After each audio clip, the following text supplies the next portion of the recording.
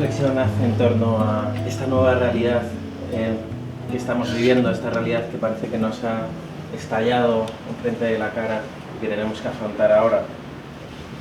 Usted lo repito mucho, ¿verdad? Pero no me hace caso a nadie, bueno, espero que eso nos preocupa. La explicación más profunda es el final de esta cultura capitalista. Es el final de esta cultura capitalista. No hay que confundir capital con capitalismo. El capital, que es un medio de producción, las máquinas, las mercancías, tal, eso se utilizará siempre en economía porque es indispensable para producir. Pero el sufijo ismo implica un uso abusivo de eso. Le dice un señor que es oportuno, porque llega muy bien a tal, pero el oportunismo lo vemos en sentido peyorativo.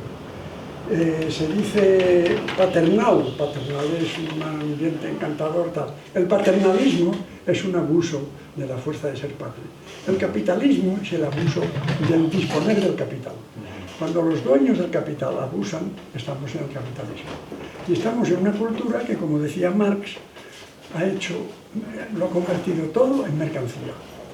Y entonces eso ha conducido a esta situación en la cual el poder máximo, ¿quién lo tiene? El dinero, los financieros. ¿Qué es esta crisis que estamos pasando? Esta crisis es una situación en la cual hay un grupo de poderosos financieros, tienen el dinero, y una inmensa mayoría de gente que vive de su trabajo. No de la utilización de su dinero, sino de su trabajo físico personal. Y en medio, o entre ambos, unos gobiernos europeos que apoyan a los financieros antes que a sus propios pueblos, porque la prueba es que obedecen lo que dicen los financieros. Esto, fíjese usted qué es, en definitiva. Esto es la lucha permanente de la historia por el poder. Esto es la forma actual de la lucha de clases. Fíjese usted que es el enfrentamiento de los ricos que viven del manejo de su dinero frente a los pobres que viven de su trabajo personal, de su trabajo intelectual.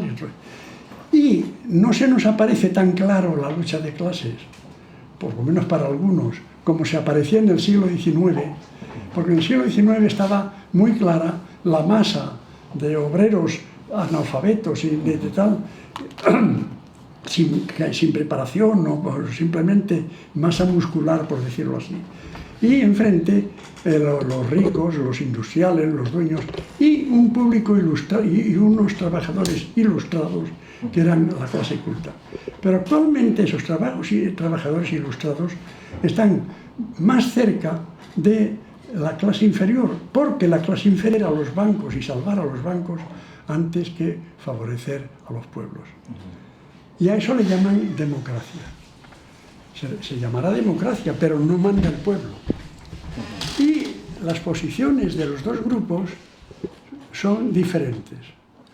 El grupo financiero quiere recapitalizar sus bancos, quiere tener más dinero en sus bancos, quiere, en suma, controlar y poseer totalmente esa fuerza que es el dinero, que es la que permite luego invertir esto. Pero, y para eso, exigen que los deudores pobres les paguen. Pero el deudor pobre en estas circunstancias tiene dificultades para pagar. Y le dicen, usted pague como sea, ¿verdad? Yo quiero que usted pague. Y recomiendan para pagar el ahorro, la abstención y la reducción de gastos. Pero la reducción de gastos, para producir cualquier cosa, hace falta invertir. Es decir, hace falta dinero para hacer obras públicas, para hacer escuelas, para hacer lo que sea. Eso a la larga produciría. Hace falta dinero. Y también para tirar de la economía hace falta consumir. Pero para consumir hace falta cobrar los salarios.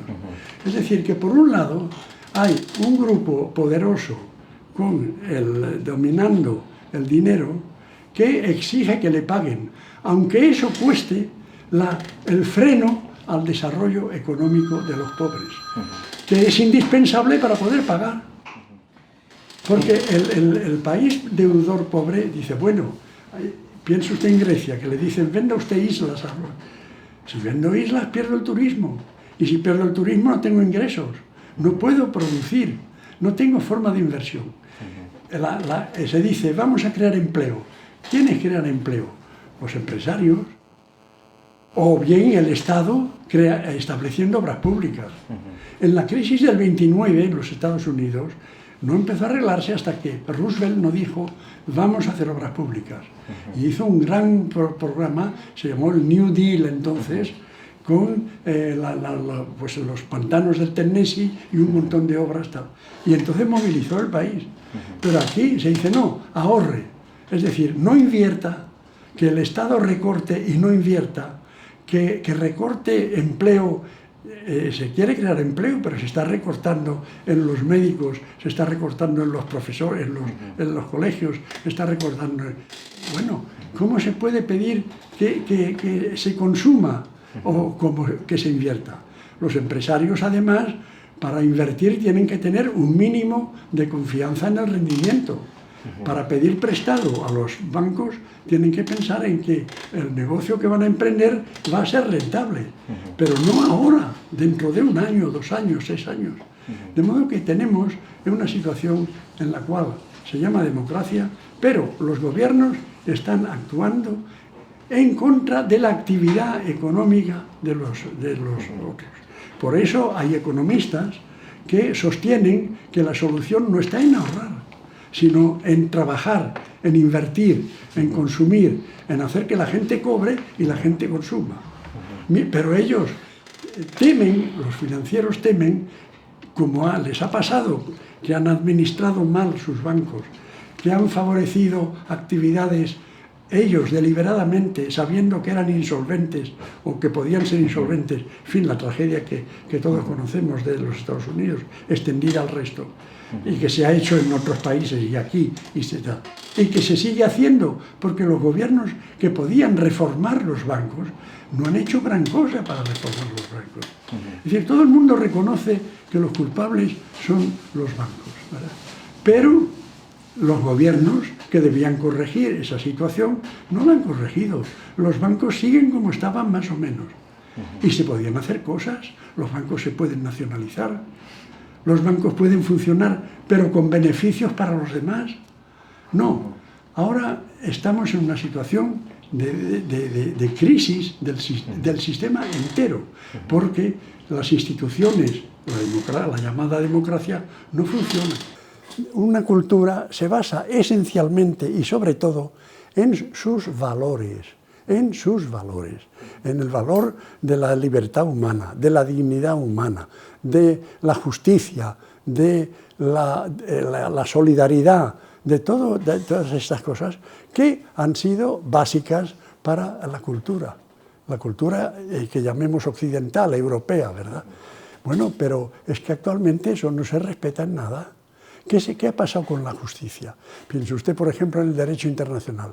A partir de cosas como la invasión de Irak, o como Abu Ghraib, o como otros sitios, la justicia y el derecho internacional no se respetan en absoluto, no se hace nada. Lo mismo pasa con la libertad. La libertad, por ejemplo, Corea del Norte puede tener perfectamente una bomba atómica, pero Irán no puede tener la bomba atómica porque no está de acuerdo. En fin, son unas injusticias, unas diversidades, una falta de respeto a los principios básicos. ¿Por qué? Porque los valores han sido sustituidos como móviles de la conducta, han sido sustituidos por el interés económico. Se hace lo que se considera rentable, se hace lo que se considera que va a dar más dinero, no se hace lo que se cree que hay que hacer. Claro, eso es el fin de una cultura. Mire usted, a fines del siglo pasado, 1990 y tantos, se publicó un artículo que usted conocerá, hablaré famoso, de Fukuyama, diciendo el fin de la historia. Bueno, el fin de la historia, poco después, resultaba las torres de Nueva York, poco después empezaba tal y poco después empezaba la crisis. De modo que no ha terminado la historia como él piensa. No ha ocurrido que ya hemos llegado al estado más supremo posible para la vida humana, que es el American Way of Life, ¿verdad? Es la manera americana de vivir. Eso no ha ocurrido. Al contrario, inmediatamente los acontecimientos han demostrado que eso no funcionaba. La invasión de Irak por los Estados Unidos fue una vulneración tal del derecho internacional, se hizo en contra por completo del acuerdo ¿cómo se llama? Del Consejo de Seguridad, y además se creyó que se iban a llegar, que iban a invadir y iban a poner una democracia, que es la ignorancia más absoluta sobre cómo nace y que se crea una democracia en una sociedad de ese tipo, una sociedad feudal.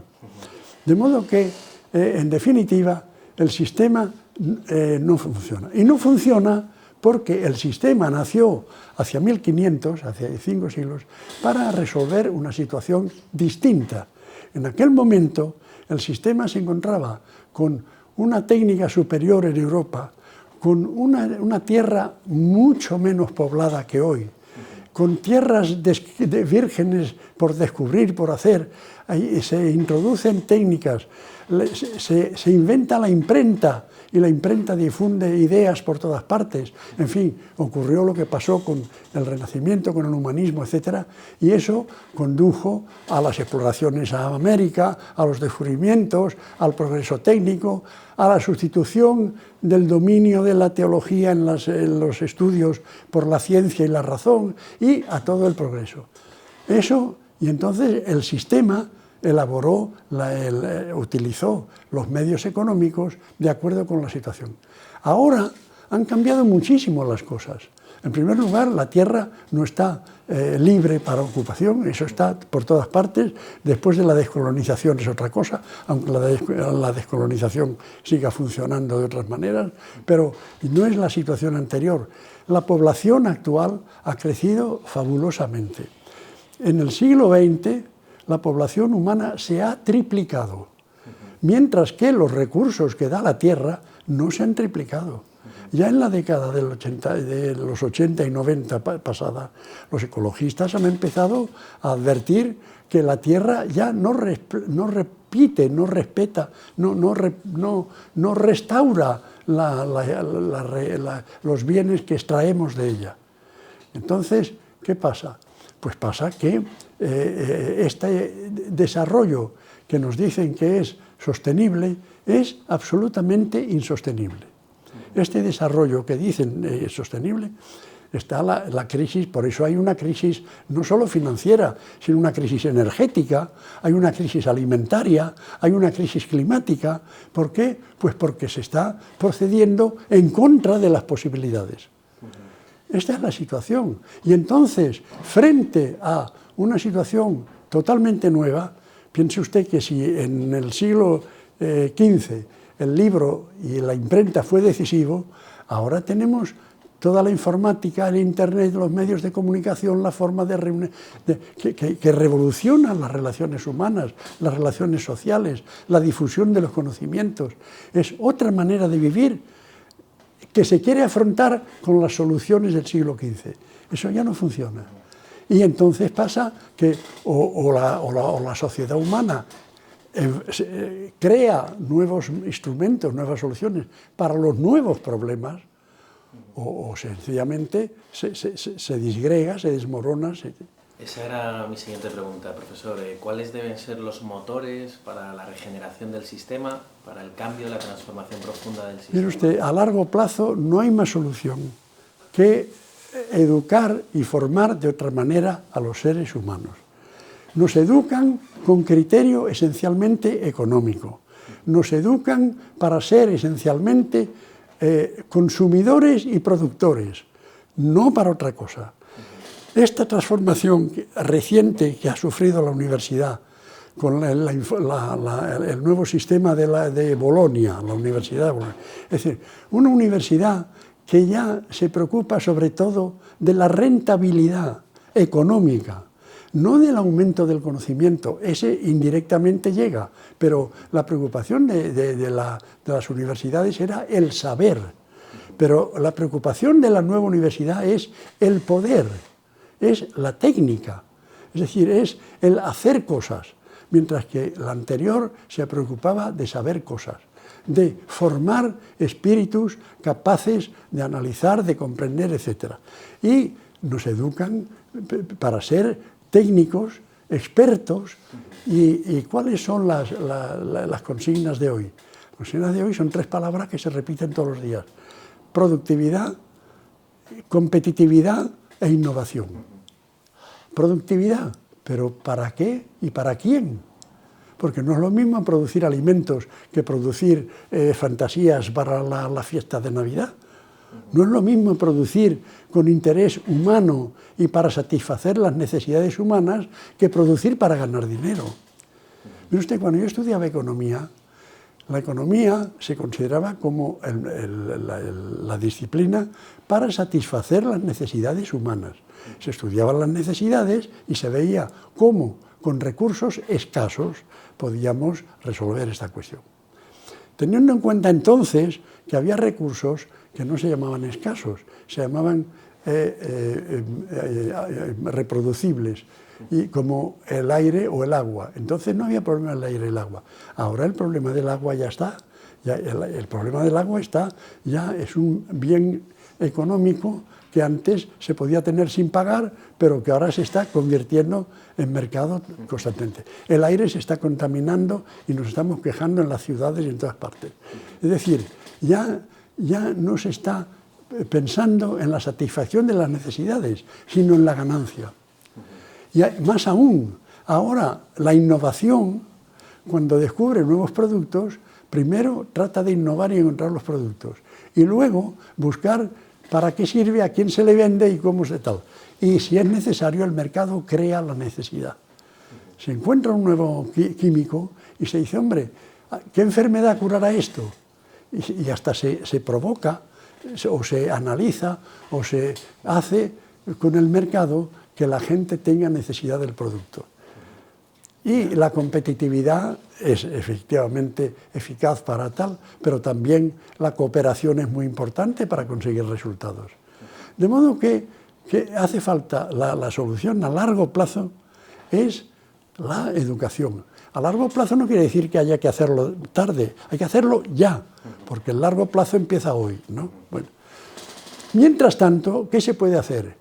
Mire usted, se puede hacer educar para algo vital sin el cual es difícil que haya democracia y que haya convivencia, que es la libertad de pensamiento. Mire, se habla mucho de la libertad de expresión, se dice que tenemos libertad de expresión, pero la libertad de expresión, para ser verdadera, para representar mi pensamiento, para eso tengo yo que pensar libremente. Porque si yo me limito con el pensamiento a repetir lo que los medios, la televisión, los periódicos, repiten constantemente, me informan mal, deforman las cosas. Si yo me limito a eso, ya no tengo libertad de pensamiento. Y si no tengo libertad de pensamiento, lo que yo diga no soy yo, ni es mío. Es la opinión dominante. Por eso se explica que pueblos enteros voten a gobiernos que luego resulta que no les apoyan a ellos, sino a los del otro grupo, como decía al principio. ¿Cómo se entiende que los gobiernos europeos en general prefieren sostener los bancos antes que pensar en el desarrollo de la economía de sus pueblos? Pues porque realmente eso va, porque los que han votado según las indicaciones de todo un sistema de manipulación de la opinión que no es la opinión pública, sino la opinión mediática. En este sistema de manipulación pues estarían el sistema educativo, ¿no? Los centros de formación y los medios de comunicación. Mientras respondía usted, me acordaba que hace unas semanas los alumnos de Harvard se rebelaron contra los profesores, exigiéndoles que les enseñaran economía de verdad. Y no sistemas que favorecen solo a unos pocos. Mire usted, durante 30 años últimos, sobre todo después del 68, después de la rebelión estudiantil de París, de Berkeley, hasta de Budapest y todo eso, el sistema de gobierno de derechas, de los poderosos, tuvo miedo. Y entonces tuvo la reacción que encarnaron Reagan en Estados Unidos y la Thatcher en tal. Y entonces tuvieron a su servicio toda una serie de economistas que justificaban lo que hemos llamado luego neoliberalismo para justificar la libertad de mercado, como si el mercado fuese un instrumento decisivo para dirigir la conducta. Mientras que había otros grupos de economistas minoritarios, de los que yo era uno de ellos, de 100.000, ¿verdad? Yo tengo escritos de hace 30 años contra la libertad de mercado. Porque si controlamos la fecha de caducidad de la agricultura, de las conservas, y si controlamos la fecha de caducidad de los medicamentos, ¿por qué no podemos controlar el mercado de dinero? Es como la famosa globalización. Se decía, esto va a difundir la riqueza por todas partes. ¿Qué va? Porque están dispuestos a globalizar la economía, pero no a globalizar la educación mundial, no a globalizar la sanidad de África contra el SIDA ni contra nada, no a globalizar la justicia internacional, que condenaría una serie de cosas. No, interesa manejar el dinero. Bueno, pues había economistas que atacábamos en la libertad de mercado y que pedíamos controles, ¿verdad? Mientras que había todos otros que incluso conseguían premios Nobel, etcétera, etcétera. Se ha visto luego que había teoremas matemáticos realmente rigurosos en matemáticas, pero no adaptados a la realidad social, porque evitaban variables indispensables. Se ha visto que era para justificar las decisiones del mercado. Mire usted, dieron el premio Nobel al autor de un libro que se llamaba Libertad de elegir, para decir que en el mercado usted elige lo que quiera, eso es la libertad. Bueno, en el mercado usted elige lo que quiere si tiene usted dinero. Pero, no, sí, claro, pero es tan fundamental como todo eso. ¿Qué se hace con las escuelas públicas y privadas? Pues las escuelas públicas, cuando el gobierno quiere perjudicar o favorecer a las escuelas privadas, las subvenciona y abandona las escuelas públicas. Las deja que empeoren, porque claro, los profesores buenos se van a otro lado. Y luego dicen, no, los padres tienen derecho a educar a sus hijos con libertad, donde quieran. Ahí tienen ustedes escuelas públicas y privadas, que elija el que quiera. Claro, el pobre no puede elegir, tiene que tragarse la escuela pública como sea. De modo que es una falsa elección, es una mentira, ¿verdad? Pero claro, es con eso envuelto en los elogios, envuelto en las técnicas de información y en del marketing, eso cuela, ¿verdad? Y la gente dice, claro, pues es verdad, pues yo tengo derecho a llevar a mi hijo donde quiera. Sí, usted tiene derecho, pero si no puede pagar, no puede usted mandar a su hijo a la escuela privada. Y todas esas cosas son consecuencia de lo mismo, de que el sistema ha hecho mercancía de todo. Ha sido muy activo usted durante todo el movimiento 15M, ¿no? Ha alentado a este No, mire usted, no necesitan mi aliento para nada, ¿verdad? El 15M se ha movido espontáneamente. Lo que ha pasado es que en esta misma habitación vinieron al principio, en mayo, vinieron unos alumnos de una... ¿Tú te acordarás, Olga? Sí, vinieron de Gandía unos chicos que estudiaban audiovisual y tenían que hacer un trabajo de fin de curso.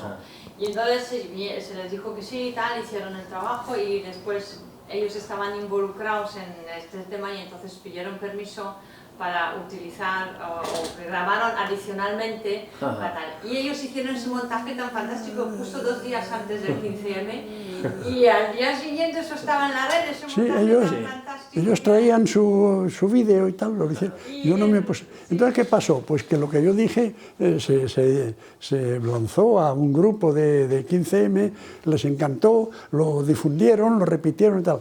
Yo estoy ahí. Aparte de eso, los de Democracia Real ya te habían pedido que les escribieras el manifiesto para leer. Y entonces coincidieron las dos cosas, que se les hizo el manifiesto uno y casualmente unos chicos que se les atendió pues por amabilidad para hacer el trabajo fin de curso, pues estaban muy involucrados y colgaron el vídeo. Total, que se juntó eso con mi prólogo al libro de Indignaos, ¿verdad? Bueno, ha sido un poco accidental. Yo no soy cabeza de nada, lo que pasa es que sí, luego he hablado con ellos en Madrid, ¿verdad?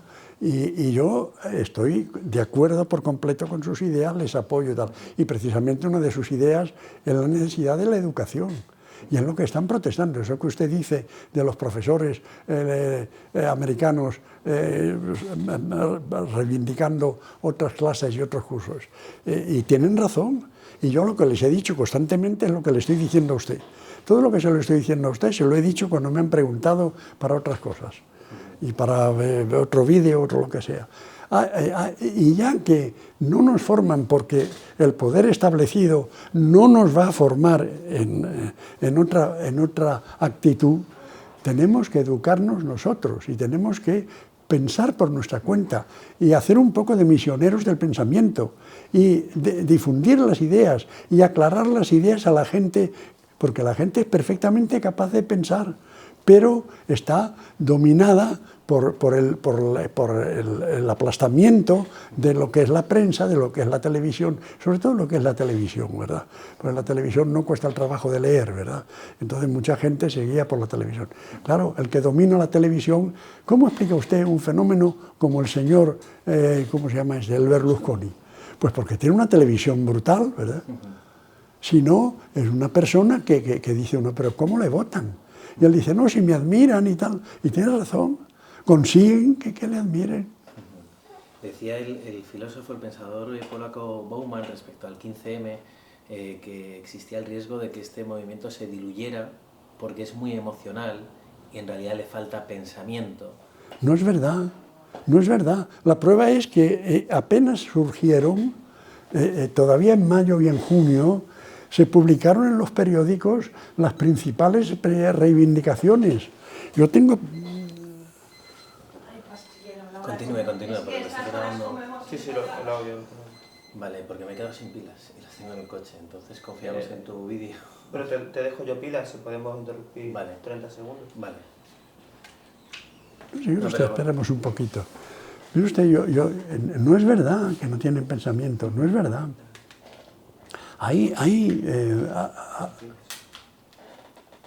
Bueno, con el vídeo... A los pocos días se publicaron en los periódicos toda una lista de reivindicaciones de esta gente. Y los técnicos, los expertos, los economistas reconocieron que la mayoría de ellas eran muy sensatas y tenían razón. Lo que pasa es que hay que desacreditarlos todo lo que se pueda, porque tienen razón. Tienen razón. Bien, ¿cuál sería su reflexión, su evaluación sobre los 7 primeros meses de Movimiento 15M? Hombre, yo no lo he seguido eso cuidadosamente, ¿verdad? Yo cuando han venido y me han preguntado algo, pues he contestado y tal. Yo soy un peón más de todas las cosas, no pretendo de ninguna manera ser nada, ni aprovechar nada, ni nada. Yo presto mi servicio diciendo las cosas que estoy diciendo como lo hago ahora, en este mismo momento. Si usted fuese del 15M, yo le diría lo mismo. Pero hay una cosa importante que sí llamó la atención. Le he dicho a usted que el sistema empezó a surgir cuando se produjeron en Europa una serie de transformaciones importantes, cuando al final de la Edad Media, cuando se recuperó la sabiduría griega gracias a traducciones, cuando los eruditos de Bizancio, de Constantinopla, expulsados por los turcos que tomaban la ciudad, vinieron a Europa, cuando empezaron las universidades nuevas a sustituir a las escuelas eclesiásticas que había antes, etc. Cuando hubo un movimiento de pensamiento completamente distinto y cuando apareció la imprenta y permitió tal, le he dicho a usted que entonces, como además se crearon los burgos, los mercados, las comunicaciones y empezó la banca ya a fines de la Edad Media. Bueno, pues todo eso era afrontar un mundo nuevo, con todas esas novedades de la imprenta y lo demás, afrontarlo con nuevas instituciones que no eran las de la Edad Media. Las de la Edad Media eran el feudalismo, el señor, el castillo, los siervos, los vasallos, etc. No, había que hacer otra cosa. La ciudad, la convivencia, el comercio, los mercados, etc. Bueno, pues ahora, le repito a usted, estamos en una situación parecida. Ahora hay un desarrollo con nuevas energías, como la energía nuclear, que es fabulosa en comparación con el resto, como la informática y la utilización del conocimiento de una manera distinta, como el conocimiento que tenemos de la astronáutica y de la realidad física. Fíjese usted que desde la física del siglo XX, desde Einstein y los demás, la visión del mundo, de la física, de las partículas, etc., ha cambiado por completo. Antes vivíamos en un mundo, el mundo de Newton, que era como un reloj. Los planetas giraban, los astros, tal y cual. Ahora era un mundo previsible, un mundo predeterminado. Como un reloj, se dijo alguna vez. Pero ahora es al contrario. Ahora, con la física cuántica, son un mundo de probabilidades, un mundo de incertidumbres, un mundo que hay que investigar. Y cuanto más se penetra en lo pequeño, estamos ahora con este problema de las partículas, la velocidad de los neutrinos, por ejemplo, el LHC de Ginebra, que están intentando encontrar el bosón de Higgs, etc. Todo eso son un mundo totalmente nuevo. Y hay que afrontar la creación de ese mundo totalmente nuevo. Bueno, pues bien, pues ocurre una cosa. Los muchachos y chicas del 15M están ya en ese mundo nuevo. Han nacido en eso. Mire usted, para mí, por ejemplo, la televisión es una cosa adquirida al final de mi vida. He tenido que aprenderla. Mientras que los niños de hoy entran en el Corte Inglés, empiezan a apretar teclas ellos solos y hacen funcionar cualquier aparato de televisión, cosa que yo no sé hacer. ¿Por qué? Porque ellos pertenecen a una generación distinta. Estos muchachos, estos jóvenes, son ya, hagan lo que hagan, diferentes de sus padres. Hagan lo que hagan. Y eso supone que se van a educar ellos mismos de una manera distinta de sus padres. Ellos están ya viviendo en un mundo diferente que no es el mundo del capitalismo. Es el mundo probablemente de la ciencia. A mí me parece que lo que va a dominar el panorama va a ser, después de esta barbarie actual de pérdida de los valores, va a ser una organización basada en la ciencia. Lo que pasa es que como la ciencia hoy maneja aparatos y medios y laboratorios y actividades tan caras, la ciencia en cierta manera está un poco prisionera del dinero. Pero los científicos son mentalidades distintas de los financieros. Es decir, lo grave no es que haya un poder dominante, lo grave es qué principios inspiran al poder dominante. Y lo que inspira al físico, que es el descubrimiento, el avance, el progreso, su propia fama, etc., no es lo que inspira al banquero, que es el tanto por ciento de más. De modo que yo creo que estamos en el umbral de una situación de otro mundo distinto, al cual ya pertenecen esos chicos, y yo no. Esa es la esperanza principal.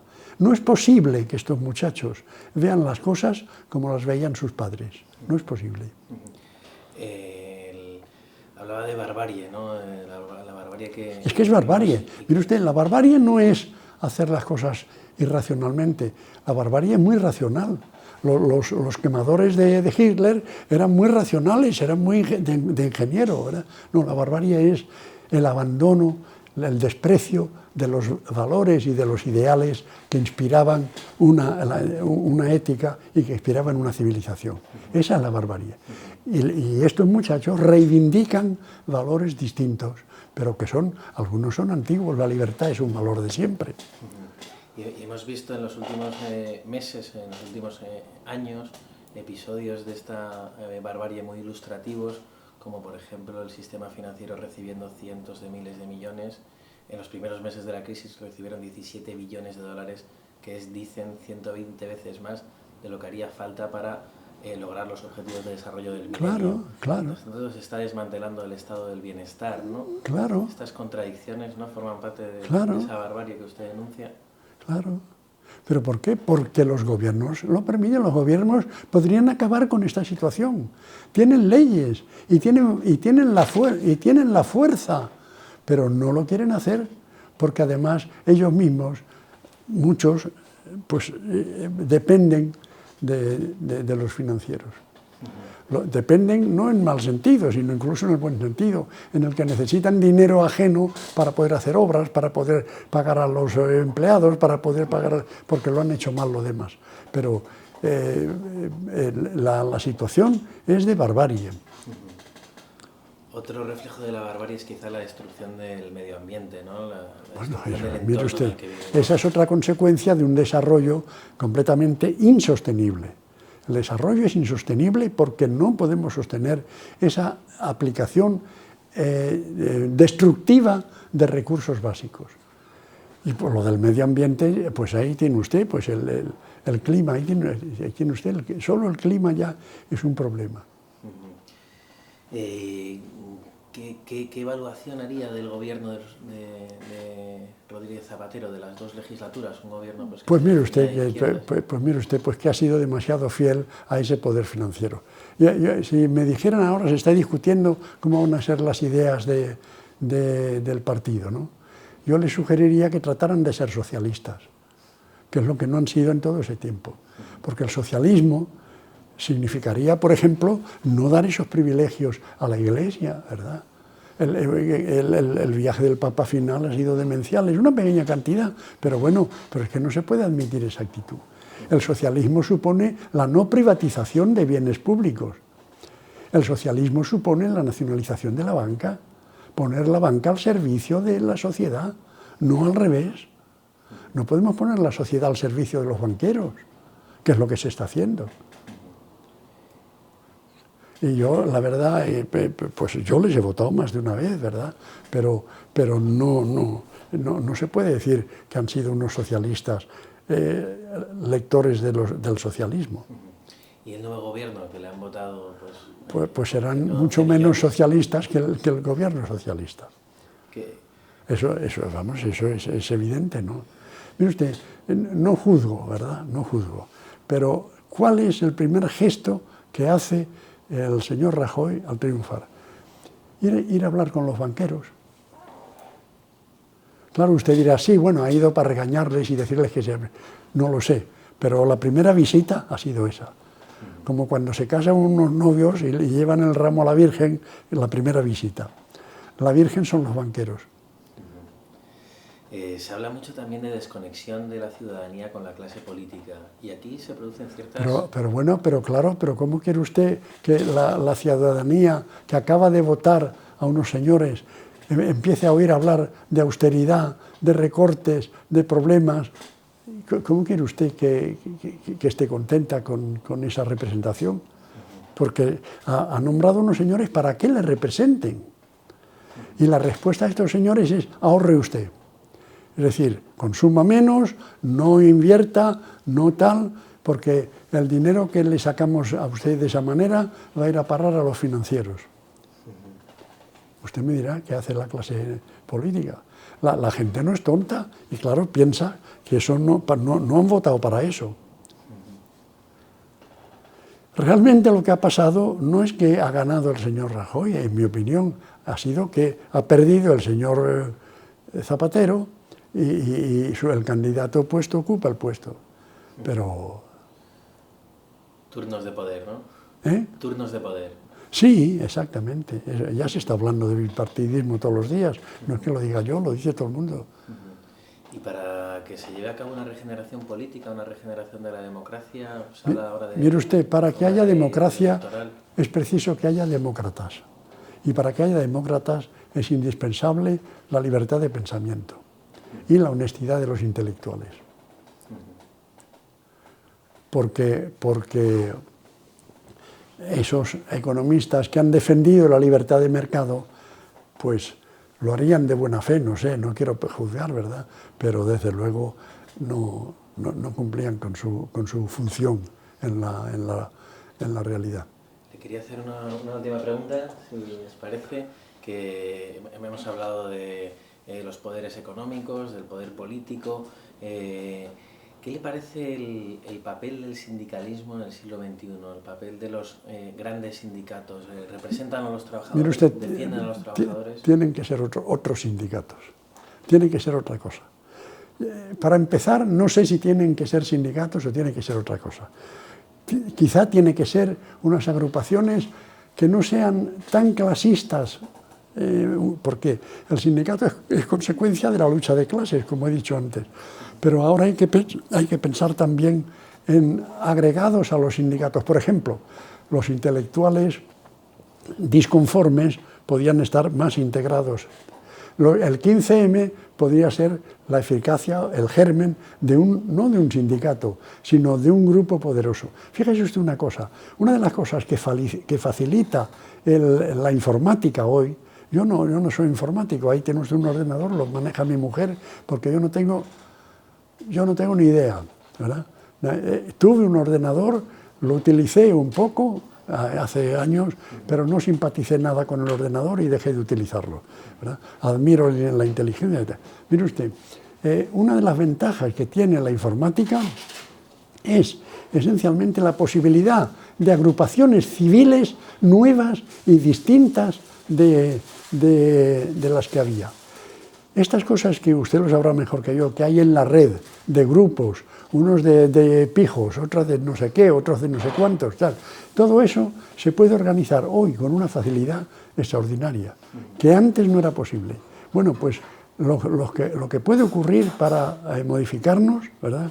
Para reeducarnos, es la multiplicación de asociaciones civiles. El poder de la sociedad civil. Claro, claro. Mire usted, ahora mismo lo de los estudiantes no son solo los estudiantes, son los profesores. Los profesores se echan a la calle cada 4 o cada 5 días.